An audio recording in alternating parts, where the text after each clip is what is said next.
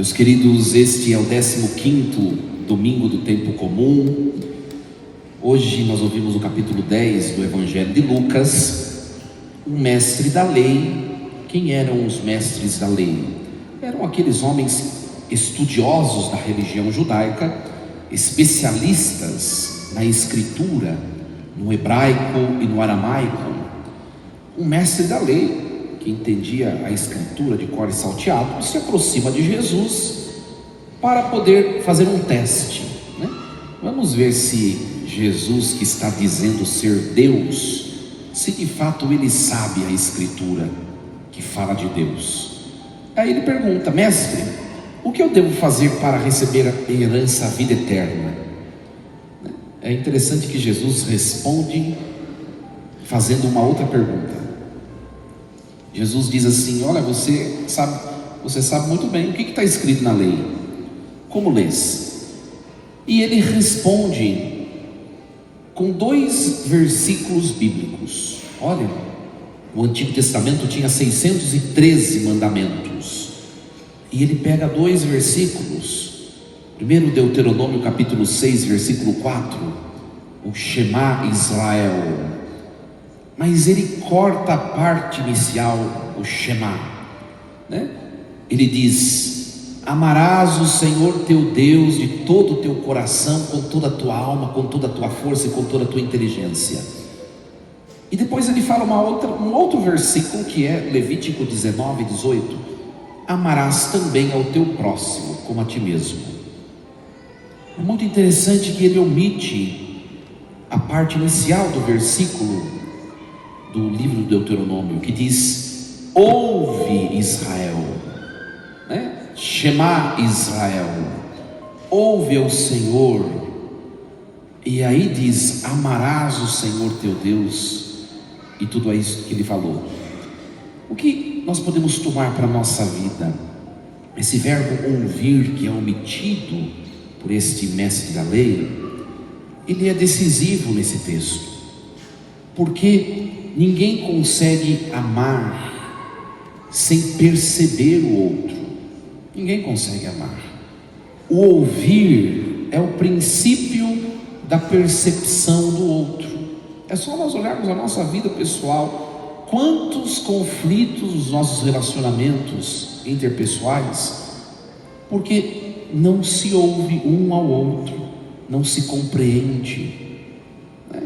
Quer amar, se dispõe a amar como esse homem, mas se esquece o ouvir, o Shema.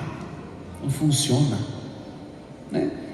E depois ele diz: amar ao próximo também como a si mesmo. É interessante que ele responde, ele resume toda a lei do Antigo Testamento nesses 2 versículos, que é o amor a Deus e o amor ao próximo, e ele acerta. Jesus diz e elogia: tu respondeste corretamente, vai lá, vive isso e receberás em herança a vida eterna. Parece que estava tudo resolvido, né? Mas quem quer causar confusão não desiste, né? Não desiste. Por isso que ele continua: mas quem é o meu próximo? Olha, o capítulo 19 do Levítico, que está escrito: amarás o teu próximo. Lá nesse texto bíblico do capítulo 19 de Levítico já está a explicação de quem é o próximo. Ele sabe disso, mas ele quer saber se Jesus sabe. Mas Jesus não responde segundo o Antigo Testamento. Ele responde contando essa parábola que nós ouvimos. Por quê? Porque o ouvir é o princípio do amar, como eu acabei de dizer, mas não é o suficiente para amar. É por isso que, olha, nós vemos no Antigo Testamento, né, este ouvir de Deus. Em todo o Antigo Testamento, em toda a história da salvação do Antigo Testamento, Deus falou, mas o homem não conseguiu amá-lo, porque o ouvir é o princípio, mas não é o fim do ato de amar. É por isso que Deus, né, na plenitude dos tempos, Ele envia o seu Filho. Olha, Deus, Ele se torna ser humano para não somente ser ouvido, mas ser visto, ser tocado e ser abraçado. Aí está a plenitude do ato de amar. Quando nós dizemos amar, mas sem ouvir, e muito menos sem tocar, sem se envolver, sem se aproximar, nós estamos nos enganando a nós mesmos. Eu amo essa pessoa, mas ela lá, eu aqui. Isso é o seu amor, não é o amor de Deus. Não é o amor de Deus, né? Olha, os nossos irmãos protestantes pegam um dos textos que está na lei do Antigo Testamento, que diz: não esculpirás imagem de coisas sagradas, não produzirás imagem de nada. Está escrito na lei do Antigo Testamento. Por quê? Porque o Antigo Testamento só ouviu. Como é que eu vou traduzir em arte, em imagem, algo que eu não vi? Mas nós, no Novo Testamento, que conhecemos a Jesus Cristo, nós ouvimos e nós o tocamos, nós podemos traduzi-lo em arte. E é isso que a igreja faz, para que nós aprendamos a amar a beleza que dele provém. Então Jesus vai responder para este homem, né, com uma parábola. Por que Jesus não pegou o texto do Levítico e não falou: olha, está escrito no capítulo 19 de Levítico quem é o próximo? É isso. Porque é insuficiente. O próximo não pode ser só alguém que eu ouço, que é distante, mas tem que ser alguém que eu vejo e que eu toco. Alguém consegue tocar alguém que esteja a uma distância demasiada? Ninguém. Então Jesus diz assim: para amar de verdade tem que superar o Antigo Testamento do ouvir, da distância, e tem que ser próximo, tem que tocar, se envolver. E aí está o desafio de viver a vida cristã, né?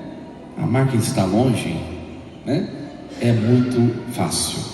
O desafio está em amar aqueles que devem estar nos meus braços, ao meu toque.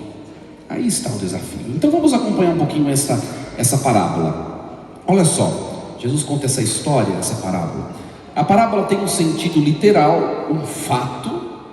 Depois a parábola, ela é aplicada a Jesus Cristo, e depois a parábola é aplicada a nós. E nós vamos fazer esses três movimentos agora. Primeiro, o sentido literal da parábola. Um homem que estava em Jerusalém, então provavelmente é um judeu, tá? Ele descia de Jerusalém para Jericó. Jerusalém é um monte que está acima do nível do mar. Jericó é um lugar que está abaixo do nível do mar. Há uma decadência, uma descida. Este homem está descendo. No meio do caminho, ele é assaltado. Além de roubá-lo, os assaltantes batem nele e o deixam quase que morto no chão. E aí passam três pessoas. Primeiro, um sacerdote olha para aquele homem, mas passa longe. Olha só, Jesus está apresentando para nós os níveis de amar. O nível do Antigo Testamento é ouvir de longe. Esse sacerdote, ele vê e está perto, mas ainda não é o ato supremo do amor. Não basta.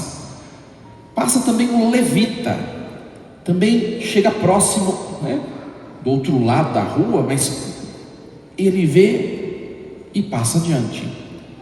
E passa perto desse homem um samaritano, que se aproxima dele, toca as suas feridas e medica as feridas, cuida do homem. Além disso, coloca-o no seu animal. Ele toca, ele se envolve, né?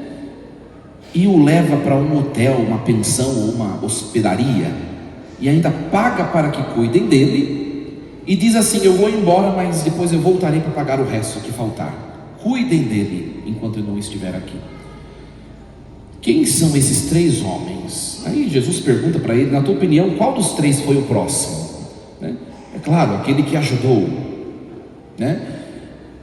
Agora, quem são esses 3 homens do Evangelho de hoje? Para entender, nós precisamos voltar no Antigo Testamento, para entender quem é esse sacerdote, quem é esse levita e quem é esse samaritano.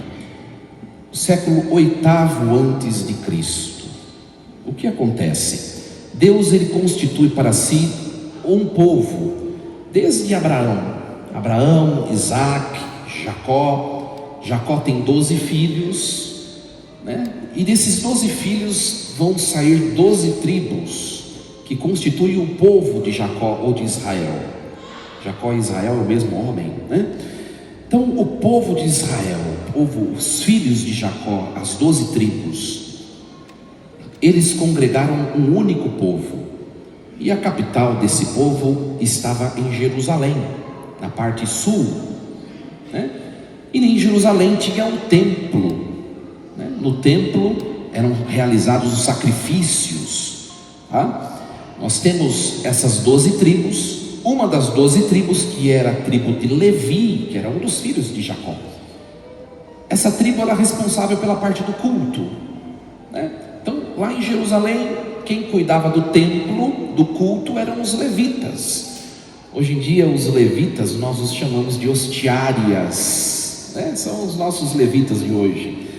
Existiam alguns levitas que eram da família de Arão. Estes, além de ser levitas, se tornavam sacerdotes.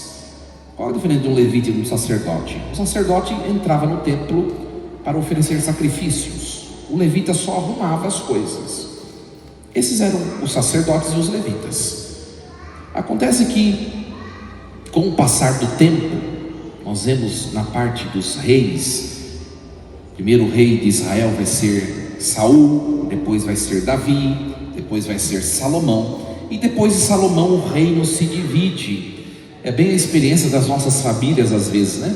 Quando Salomão morre, o reino divide. É aquela figura do patriarca e da matriarca. Quando morrem os avós, muitas famílias nunca mais se encontram, né? Aconteceu isso. O reino se divide. 10 tribos ficam para o norte e 2 para o sul. Se dividem, se separam. Só que Jerusalém ficou para o sul. Os levitas ficaram para o sul, porque lá está o templo. Então no norte não tinha capital, não tinha templo, não tinha sacerdote, não tinha levita. Eles inventaram tudo isso. Pegaram qualquer pessoa, é o que fizeram com a igreja de Cristo, né? Pega qualquer pessoa sem ser da tradição e da sucessão apostólica e faz líder religioso. Fizeram isso depois do século XVI com a igreja, né? Ora, eles fizeram isso, inventaram 2 templos, um em Betel, um em Dan, mandaram o povo do reino do norte adorar falsos deuses, uma confusão. E além disso, no século VIII, eles começaram a se misturar com o império pagão, que é a Assíria, ter filhos com esses povos pagãos, os assírios.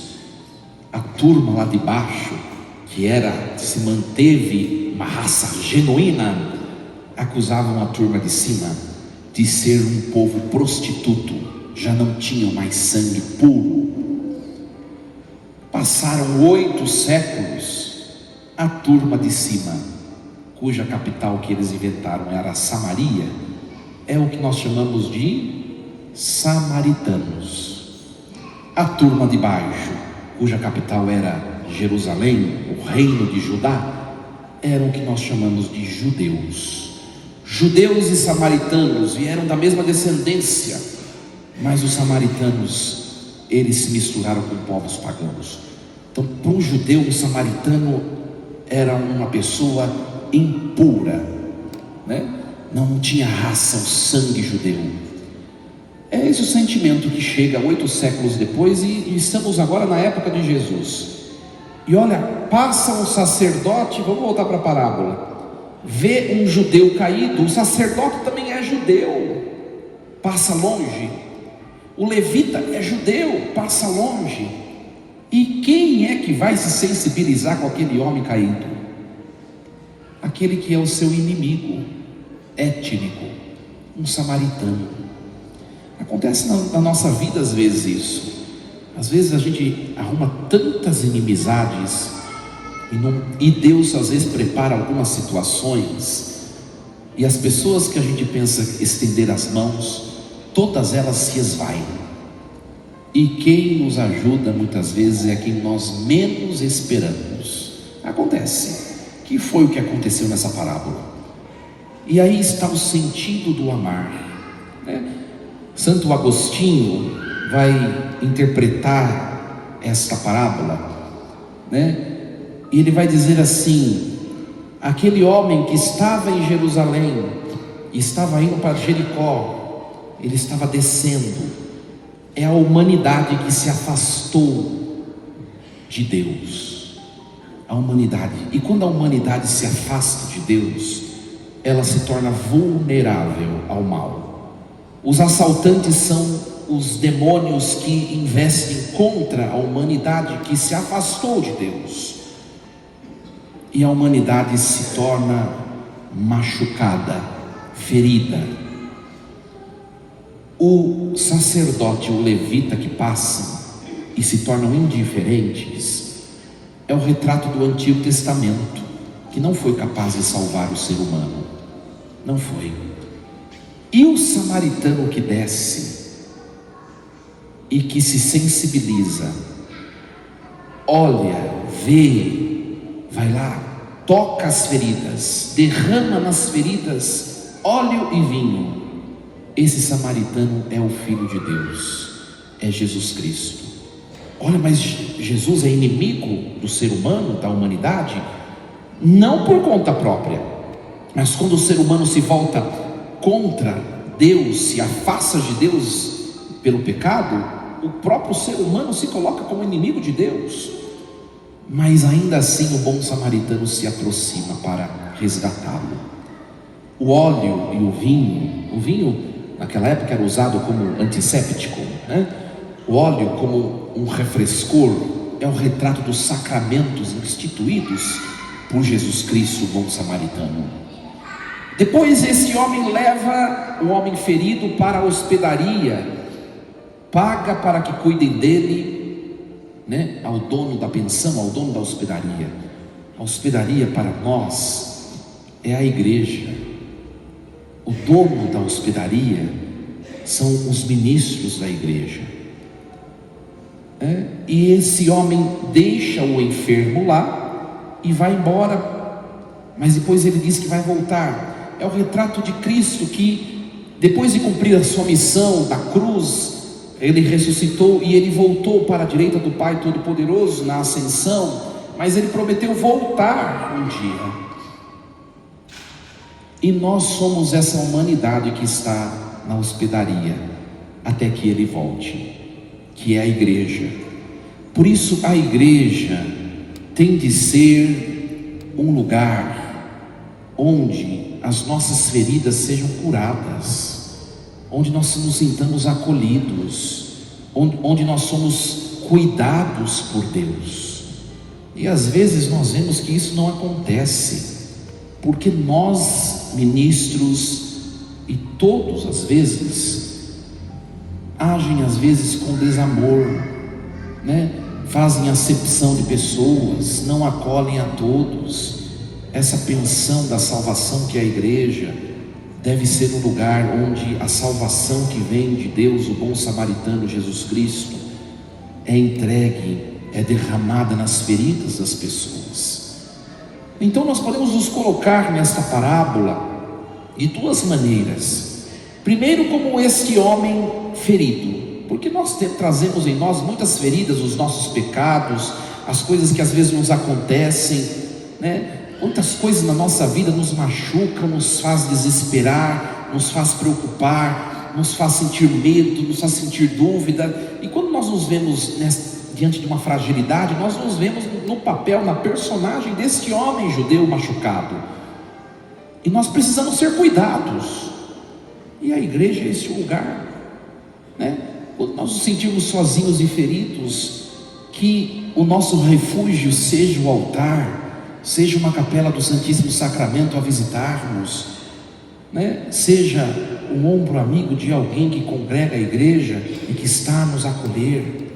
Mas nós também recebemos a incumbência, hora ou outra, de ser, né, o proprietário da pensão, do hotel, da hospedaria, a acolher os outros, né? E nós estamos fazendo bem essa missão. Minha gente, é muito fácil amar, como eu já disse, de longe, ou amar aqueles que não estão feridos, ou seja, amar aqueles que nos convêm. Mas o Senhor, no Evangelho de hoje, nos convida a amar alguém que é diferente de nós. O samaritano amou o judeu, né? Etnicamente devia ser o contrário, mas ele amou, ele se decidiu. É por isso que Deus, o tempo todo, Ele permite que apareçam na nossa vida pessoas que se tornam desafio para amar. Sabe quando você está lá no seu trabalho, está tudo bem, de repente começa a trabalhar uma pessoa que começa a te incomodar, você diz assim: estava tão bom. Pois é, sabe quem foi? Foi Deus, para você aprender a amar. Sabe quando você está na comunidade e está tudo bem, eu sempre servi, eu sempre não sei o que, e de repente aparece uma pessoa lá, estava tudo tão bom. Pois é, sabe quem é essa pessoa? É Deus, que está te provocando e te desafiando a crescer no ato de amar. E como nós estamos respondendo a isso? É para nossa reflexão, né? A pessoa lá, eu aqui. É o Antigo Testamento, ouvir, né? E às vezes nem isso. Mas o desafio é, além de ouvir, ver. E não bastou ver, porque o levita e o sacerdote viram o homem caído. É preciso se aproximar daquele que precisa de nós. Nós o tempo todo, nós professamos a fé no credo, todos os domingos e solenidades. Eu creio na comunhão dos santos. Sabe o que quer dizer esse artigo do credo de maneira sintética? Quer dizer que nós estamos todos de mãos dadas, e aqueles para quem eu dou a minha mão, é Deus quem coloca no meu lado quem deve estar do meu lado. Quem está do meu lado, para quem eu dou a minha mão, eu tenho responsabilidade da salvação deste. E se eu me omitir, me esquivar, fugir, eu ainda continuo responsável pela salvação deste. E é sério essa missão, é séria a missão, né? Hoje nós ouvimos a carta de São Paulo aos Colossenses, e São Paulo vai dizer assim: Cristo é a imagem do Deus invisível. Olha só, do próprio texto grego, que é o original do Novo Testamento, essa palavra imagem significa ícone. Olha só, Cristo é o ícone do Deus que é invisível, e Ele é o ícone, a imagem, para que seja visto, tocado, amado. Ele é a cabeça da igreja, que é o seu corpo. A cabeça, que é Cristo, ela cuida e acolhe os membros do corpo, mas não para por aí. Os membros do corpo também recebem a missão de se cuidarem mutuamente, que são todos aqueles com quem nós convivemos e que Deus coloca na nossa caminhada. Por isso que eu sempre falo, né? Se nas suas relações você tem ótimo convívio, vai aparecer gente para atrapalhar, e vai ser Deus quem vai colocar na sua vida, para você crescer no amor. Padre, mas não é fácil, né? Não é fácil mesmo, mas não é impossível. É isso que nós ouvimos na primeira leitura de hoje, do livro do Deuteronômio, né? O povo estava dizendo a Moisés: Moisés, é muito complicado cumprir esse monte de mandamento, né? É interessante que Jesus resume esse monte de lei que tinha no Antigo Testamento em duas, né? O amor a Deus e ao próximo. Só que se torna um pouquinho mais difícil, né? Diminuiu, mas se torna mais difícil. E o texto nos diz assim: na verdade, esse mandamento que hoje te dou não é difícil demais, nem está fora do teu alcance. né? Não está no céu para que você possa dizer: quem subirá lá para apanhá-lo? Não está do outro lado do mar para você dizer: quem vai atravessar o mar para pegar? Não, essa palavra, ao contrário, ela está bem ao teu alcance, está em tua boca e em teu coração, para que possas cumprir. Minha gente, e assim eu termino. O que hoje nós como igreja temos na nossa boca e no nosso coração? O que? A palavra, o verbo, a pessoa divina do Filho de Deus. A palavra que nós ouvimos, que fora proclamada, está no nosso coração. Logo mais o sacramento que vamos receber estará em nossa boca. Ou seja, por mim mesmo talvez seja difícil amar, mas com essa palavra que está no meu coração e vai estar nos meus lábios pela comunhão, aí se torna possível. É por isso que precisamos rezar e ser pessoas que vivem o sacramento da Eucaristia, porque senão não consegue amar. Quando estiver difícil de amar, se torne uma pessoa eucarística, que Jesus vai conseguir amar por meio de você. Que Ele nos ajude e que essa palavra nos faça crescer, né, na vida espiritual e no amor mútuo.